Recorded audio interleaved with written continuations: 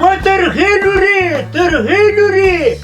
دا راته ووایه چې دغه ورونه دې چېرته دي هغه وچ او هغه ټوپک یادومه ځکه زما یو مېلمه روان دی چې د کور دپاره لږ زره سودا راوړي وږ زما خوږې ترخې لورې ستړی به شي پلار جانه هغوی په هغه بله کوټه کې دي اواز کوم چې اوس راشي السلام علیکم پلار جانه وعلیکم سلام ټوپکه بچیه ستړی به شي خیر اوسې څنګه یې پلار جانه جوړ یې بخیر یې داسې کار وکړه ټوپکه بچیه چې لږ څه سره تکړه یې او لږ سره چالاکه غوندې زر لاړ شه د قصابۍ نه 1 کیلو غوښه راواله او په منډه ماخواله ځان راورسوه ټوپکه بچیه په دواړو سترګو پلار جانه ولې نه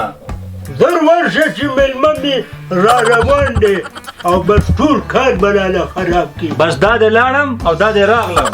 زر ورشه زر السلام علیکم پلار جانه وعلیکم سلام وچه بچیه ستړی مه شي ما دا خبره ګوره والله که وچه بچیه ته داسې کار وکړه ستا خو هسې نم دا څه په دې پوزه کې نه ټینګېږي او داسې کار به وکړي چې سودا پسې به ورشي لږ زره به د کور دپاره ترکاري او ډوډۍ راواخلي چې اوس زما مېلمه راځي لکه داسې نه چې ما نه خفه نه شي ورځه سمه ده پلار جانې زه به زر راشم ښه ورځه ګوره چې لاره کې ورانې ونه کړې او که نه السلام علیکم مېلمه ګله ستړی مه شې هر کله راشې راشه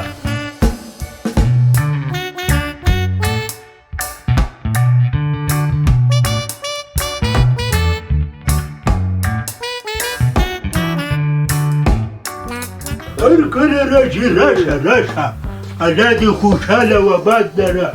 زه په مېلمانو باندې ډېر ښه خوشحالېږم مهرباني وکړئ راځئ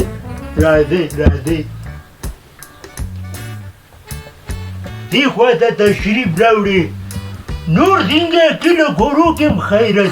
خیرتي دروره ماشومان باله بس دي ښه دي شکر ده ستا بچیان مچیان ښه دي ټول ولا د الله فضل دی ماشومان بچیان یې ټول ښه دي دا راته وایي چې څنګه دې راپېښه وکړه ولا نو څه وکړو ماله زه دغلته ورور ته چې تپوس یې وکړو